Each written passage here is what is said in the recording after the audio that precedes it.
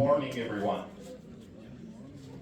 It's a great honor and privilege to welcome you all today. On behalf of our faculty, staff, and students, I am delighted to introduce a truly remarkable guest.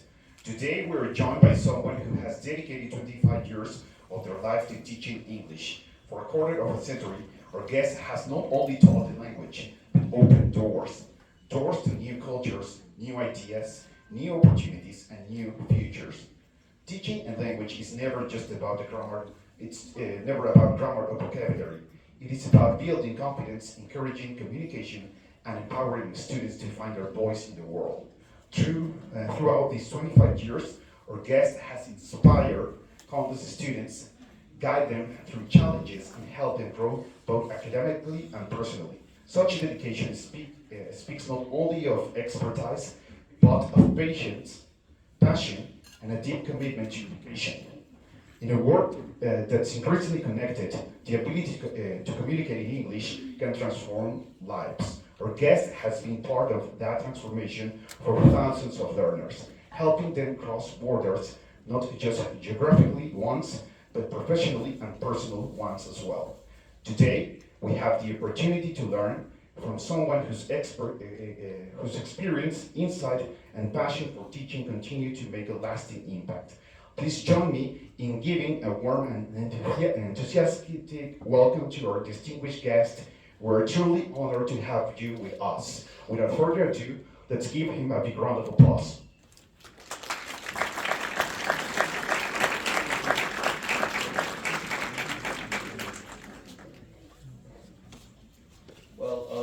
Good morning. My name is Jerónimo Arreola, and I've been teaching for about 25 years approximately. I started in 1999. Most of you were not even born yet, or, well, maybe your parents were. I started out Harmon Hall. It's a language school which was like very old. I don't even think it exists anymore. But it was a very good school back in those days. It was one of the most prestigious schools there were to learn English. And I started out there. I had nothing. I was 19 years old when I started. Basically, I just had the language, and I was 19, so I was just starting my life. They taught me there. They gave me some techniques, methodology that they use there in how to teach English. It was a very nice experience. Honestly, I did not like teaching English. I wanted something different in life. But, I got to enjoy it pretty much. And, from there on, I continued working in different places, like Jean Piaget, Justo Sierra. Then I moved to Mexico City to work for a while there. I worked for Anderson's the most, 13 years. And they gave me a lot of bases there to work in schools. And then I'm in Switzerland as coordinator from preschool to high school. So I was coordinating there the 4 sections: kindergarten, primary, junior high, and high school. And there, I've also been an invigilator for the Cambridge University and Cambridge certifications. And I've also prepared my students to pass this test, from the writing all the way to speaking. So, yes, you might find English unnecessary sometimes. Sometimes some of my students used to tell me, ¿para qué quiero hablar inglés? Estoy en México. Oh, you never know. You never know where life might take you. I never knew I was going to end up as a teacher. And I really, really enjoy it. It's very fun. It's not, like teacher Juan Pablo said, it is not only about grammar and vocabulary. It's more. It's about culture, okay? You might find the language a bit insipid because you don't know the culture. You don't know, or you don't identify with it like you do in Spanish, okay? You might say that humor in English it's dull, it's not nice, it's not funny at all. But if you get in touch with the culture from the language, You might find it very interesting. You might find it nice. You might enjoy it even, okay? For example, I don't know, some of you, most of you are from Harry Potter maybe? No? Nobody here likes Harry Potter? All right, there we go. Well, very few.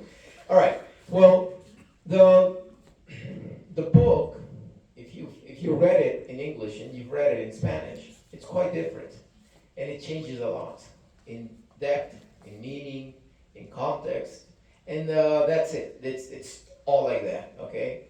This is why you have to get in touch with the culture, and you have to know which one you want, because it's different from British and from American English. And if you go to Australia, the culture is going to be even different. The humor is going to be even different. Okay?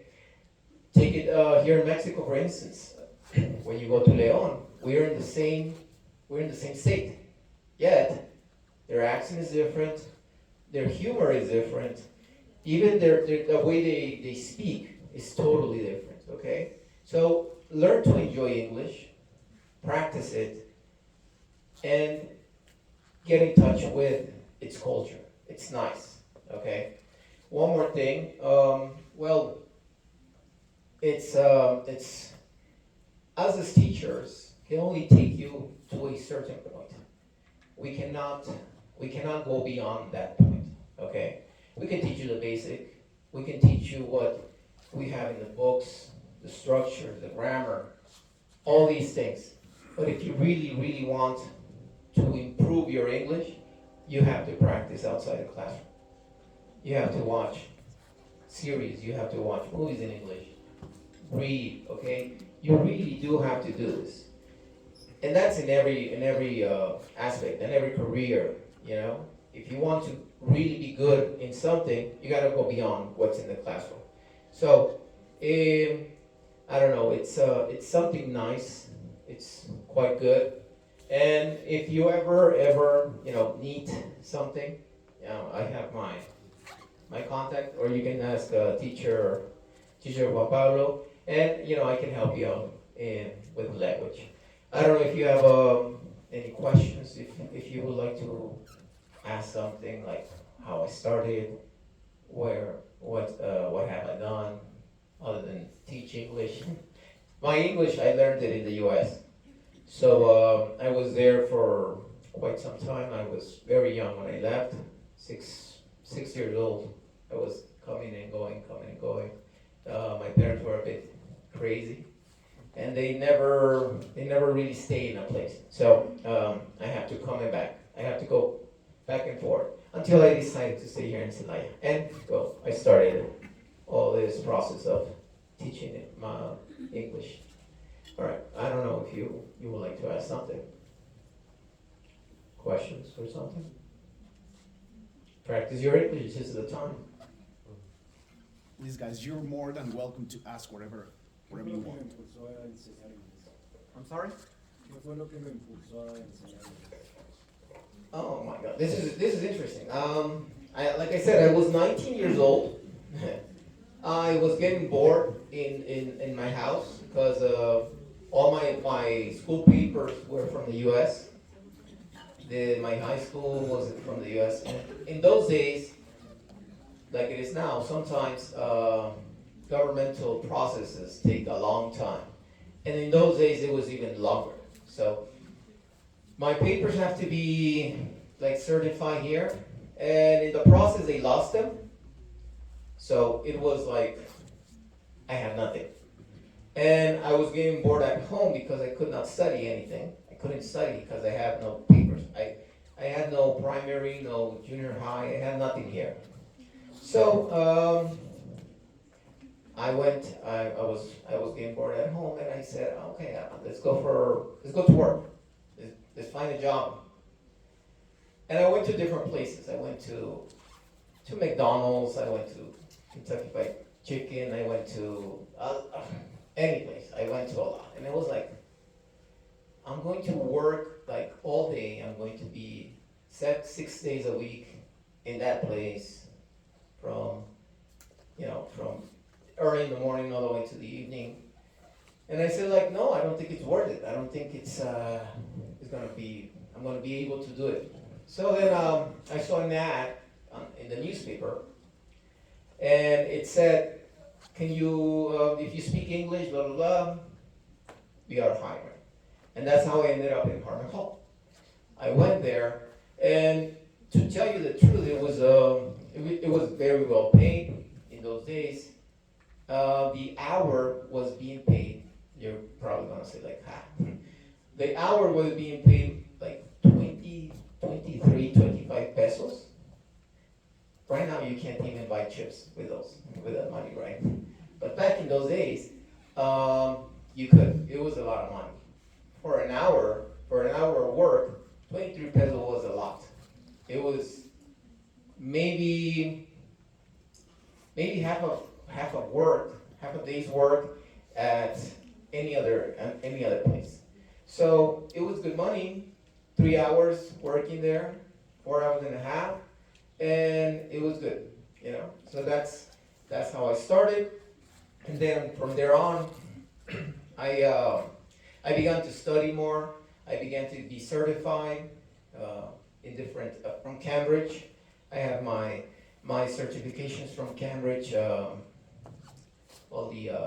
The proficiency ISILT. The ISILT is like a bachelor here in Mexico. So you can't present it anymore. The ISILT, I think they removed it. Cambridge removed it some time ago, and now they have only TKT. TKT is if you want to teach English, you can do it. But it's just like, it's not a bachelor. So I have my Cambridge certifications, and well, that's how I started to teach. So yeah, that's how I began. Any other questions that you might have? Yes. Have you noticed any change in how students learn English today compared to 20 years ago? Yes, I have. You know, your generation is very lucky, super lucky, to be honest.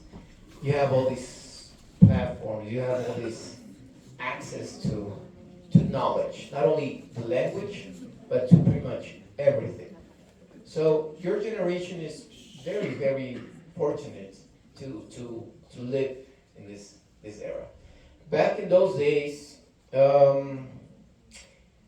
it was the knowledge of the teacher, and that was it. You know, it was just whatever the teacher knew, the book, and if you wanted something else, you would have to go to a library, looking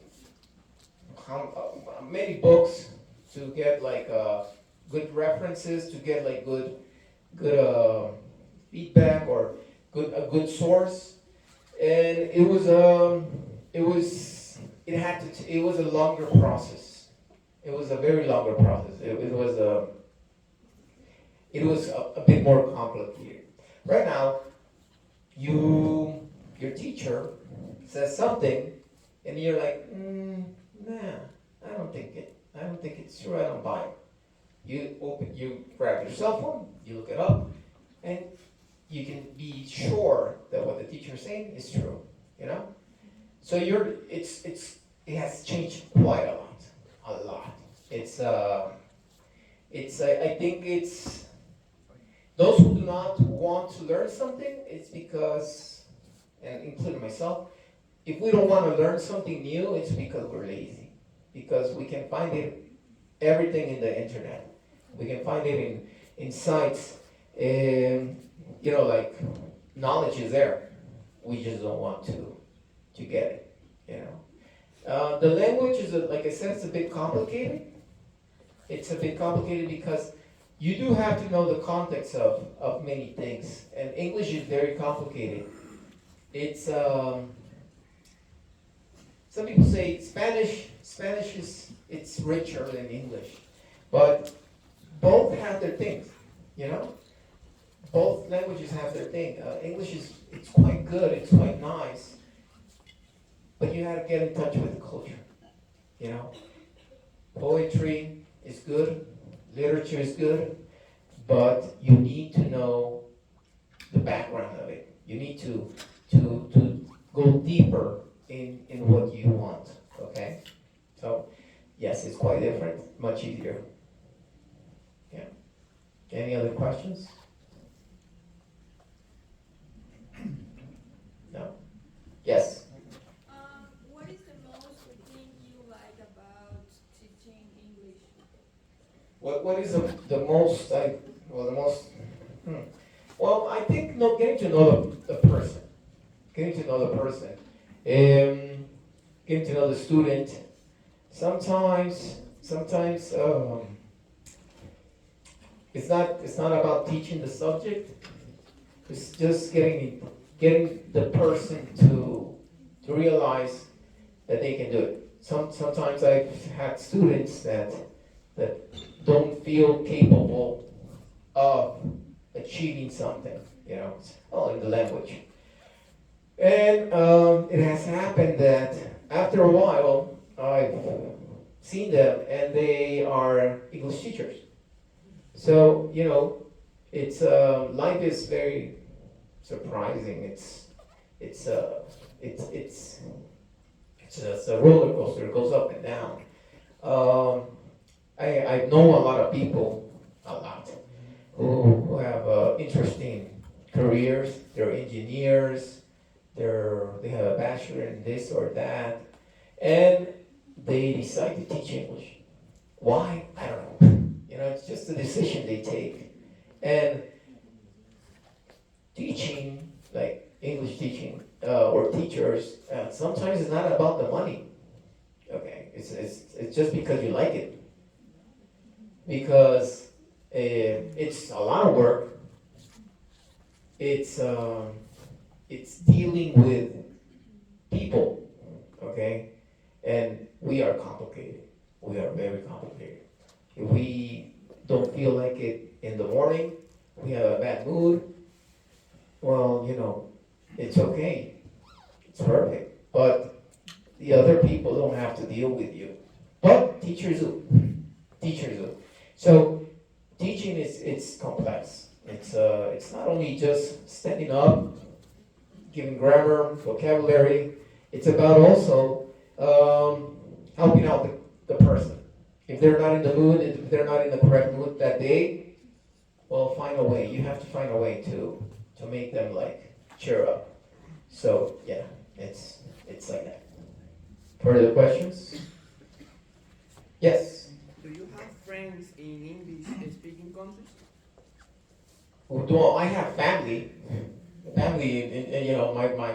My family, a lot of my brother and 3 sisters live over there in the United States, and I have a lot of cousins. So yeah, it's I have some friends, and this is very peculiar because when I lived there, it was different, and now when my nephews or my nephews or my even smaller nephews or younger nephews, they come to visit, there are some things that I don't get because I'm not in context.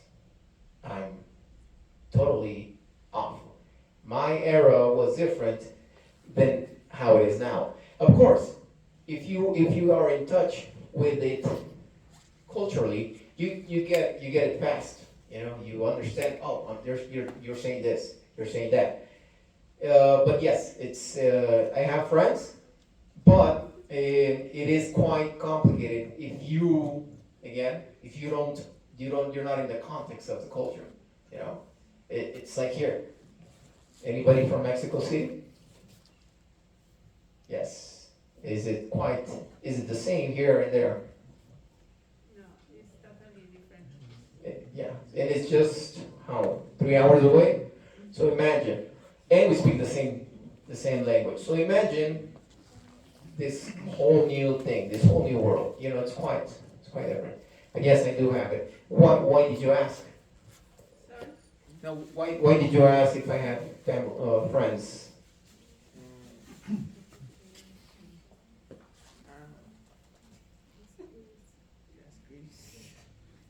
just cause. Yeah, I have friends. I have friends. Okay. Well, any further questions that you might have? Yes. What was the most difficult for you to learn English? Well, I was in the classroom just listening to a person speak. So to be honest, I really never knew when I began to understand English. I was in primary. I started in sixth grade. No, fifth. Sorry, in first grade primary, and in an American school. So they put me in the classroom, and I was there sitting, and I was like, "What? Well, not what, okay, you know." And then I began to understand. How? I don't know. You know, humans are amazing, and we limit ourselves. You know, when you don't have these restraints, like no puedo, I can't, I don't understand, or you have this negativity to do something. You know, it makes it more difficult. And all of a sudden, I was understanding people in English, and I was speaking English. And one more thing, when I started in Harmon Hall, I truly did not know the difference between your as a possessive and your as in the subject with the verb to be. And that happens a lot with native speakers. Until I actually began to teach, I actually began to learn English, you know? It was weird. They spoke it, but I didn't know, like, how to use it properly. Yeah. Any other questions? Yes. Do you think immediate access to information makes people value learning more? Okay. Do you think immediate access to information makes people value learning more or take it for granted? I think it's just that's another problem. I mean, you have all the knowledge to your at hand, but since it's so accessible, you don't really learn it. You don't really care because it's there. You know, people we tend to not cherish or value something that is given to us for free. We take it for granted. You know. If you have to work to buy something, to buy a pair of shoes, you appreciate it, you know, because you work for it and you know the effort that it costs. When they give it to you, you're like, oh, shoes, whatever. Yes. So that's the same thing that happens with knowledge nowadays. It's since it's there and it's free to take and it's so accessible, you don't really care. You know, it's you're whatever. I can look it up later. You don't memorize things, and your brain becomes lazy and doesn't retain anything. So it's also bad. That's why you should practice. Whenever you have the opportunity to practice something, practice it. If for example, I always ask my teachers to speak English in meetings in front of the kids. My students my students, or where I have worked, kids have actually, after 3 years of being there, 2 years, 1 year, they said, oh, you do speak Spanish. And I'm like, yes, I do speak Spanish. Why don't you speak Spanish to me? Oh, because you're a student and you should practice. So I do this with kids from kindergarten all the way to university. I always speak English to the students. In the classroom, outside the classroom. And it's not because I want to show off or I just want to be bad, or it's the benefit, kids, is for you, honestly. Whenever a teacher speaks English to you and makes you work or makes you speak English, the benefit is not for the teacher. The teacher already speaks English.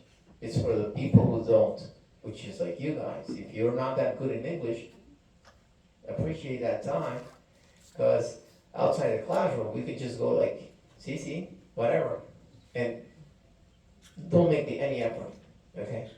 So, to your question, yes, we take it for granted because it's so easy to obtain. All right? Any other questions that you might have? Yes? How did you start speaking the language once you knew the grammar? How did I start speaking the language when I knew the grammar? This is the thing. I mean, you normally speak before you know the grammar. That is in any language. The first thing you should do when you're learning a language is to speak it and not focus that much in grammar. Why? You have to break your mother tongue. It's weird, but when we teach English, or when I teach English to beginners, especially to adults, which is more difficult to teach adults, and it's not because they lose the capacity to learn. It's just because they have a structure. They already have a fixed structure, and for which we are stubborn. When we become old, we become stubborn. We think we know it all. Yes? So what do we have to do? We have to break the mother tongue structure and begin from zero. You know? So usually when I start to teach English, I speak English only to the student, and I make him repeat. Even if they don't know what they're saying, I make them repeat. And this breaks their mother tongue structure, and they actually begin to think in English. Yes? So when I was speaking English, and then I knew grammar, I noticed that I made many mistakes, many. But then I realized that it doesn't really affect when you're speaking if you make mistakes. We even make them in Spanish. So why do we make them? Because, well, it's just it's a quick reaction that we do, right? So we might use I didn't went to the park because, and that's a grammar mistake. But it's common. It's common to make grammar mistakes. It's common to make pronunciation mistakes when we're speaking because, well, it's so fast and we want to get our idea through, you know. So you realize it, but it's late. You said it. You made a mistake. Let's go on. Let's continue. You know. So yeah. The problem is when you write it, you should be more careful there. So questions? Yes. What is the most common mistake people make when learning English? Translation. That is the biggest mistake. Translation is the worst thing you can do. The translation part is like something you should leave to the very end. You should always begin with listening and speaking. Once you do that, you should go to reading, and then from reading you should go to writing. And after you do the writing part, and you have become quite good with it, you should read more. Okay? And then after you read more, you do more writing. And after that, then you move on to translation. Translation is the most difficult thing, and you should never do it because the context in which you're translating affects a lot. Okay, and words make maybe different things depending on the context that you're doing. Okay. Yes. Question? Yes. Do you adapt to your class at different learning styles? Okay, how do I adapt? Okay. Well, we'll have to see which is a class. Yes, in order to make the adaptation. But mostly it's making it your class. That's like the best adaptation that I can make is making it your class, making it your interest. What did you like? You know, I have a book, and the topic is pretty simple, and we have to talk about, I don't know, something, whatever the topic, but it's pretty simple. Do you really want to listen to me the whole class speaking about present simple? No, right? Because that's boring. Like some of you are bored right now because I'm speaking a lot. But if I make it your class, like, okay, guys, what is your interest? And it's, when you teach English, they call it a warm-up. It's a question. That question gives you the whole class. Whatever you ask, and if the question is good, it just guides the whole class, and it's yours, and and you will adapt it. I don't think that I don't think there is a specific learning style. I mean, there is, but I think the most important thing is that if you're there and you're enjoying the class, it doesn't matter if you're a listener, if you're visual. If you're enjoying the class, you're going to adapt to the class. Okay? If you enjoy something, you adapt to it. Okay? And of course the class also adapts to you, but if you're enjoying something, you like it and you want to do that and you want to be there. You know? So adapting the class it's just not adapting it for one student. It's trying to make it of everybody. Okay? So yeah, it depends. It depends on the group and getting to know your students. All right. Any other questions? Yes. In your process in the beginning in Mexico, what is the most important thing in your teaching process so that the different age levels of learning English? Can you repeat the first part, because I was quite far and I didn't listen to the first part. In your process, the beginning of the teacher in Mexico, what is the most important in your teaching, the process of that different age of the levels learned English? Well, it's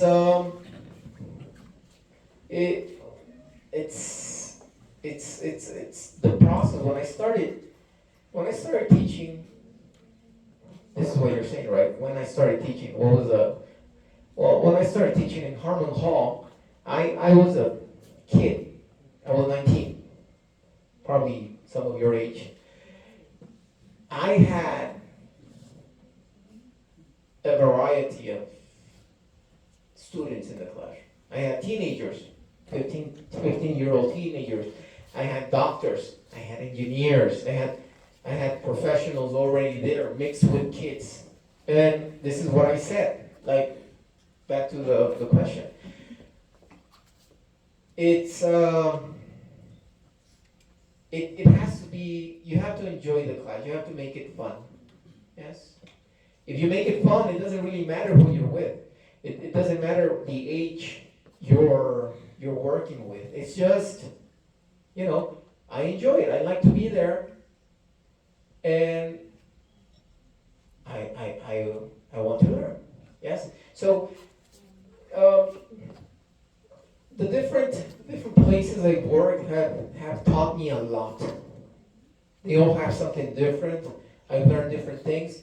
In Harmon Hall, I learned how to be able to manage different kids, different ages in one place, and make the class enjoyable for teenagers and adults at the same time, being in the same classroom.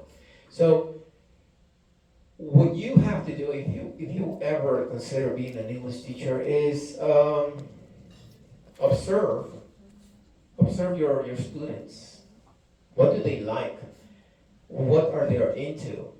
For example, you're wearing the Cruz Azul t-shirt, you know, that's something to begin with. I root for America. People don't like me.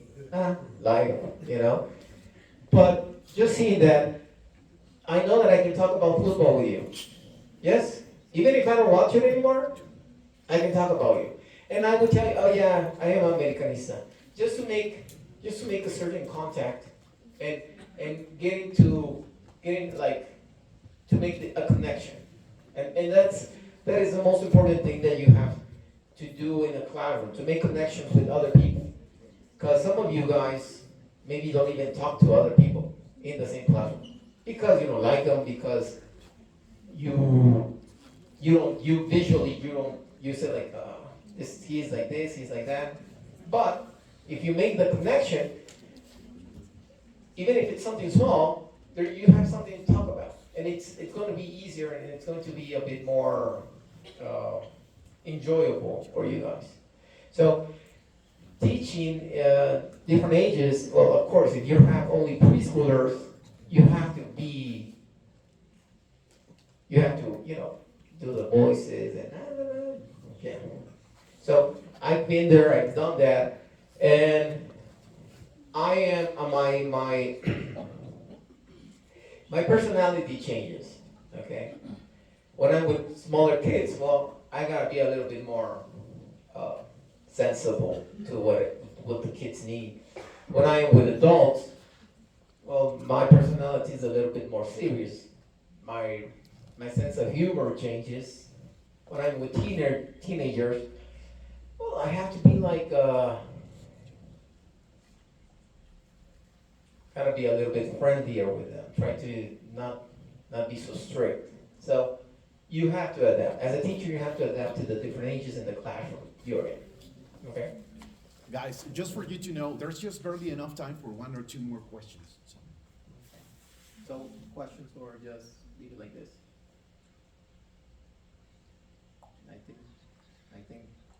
I think that's it. You're right. All right. Well, thank you guys. Thank you for listening to me. I hope I didn't bore you and my voice wasn't that annoying. Okay. Well, if you ever need something, here's my.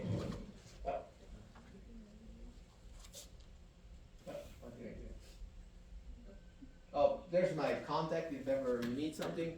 I have a little academy downtown. If you ever want to improve your language, it's or the WhatsApp. All right. Thank you guys.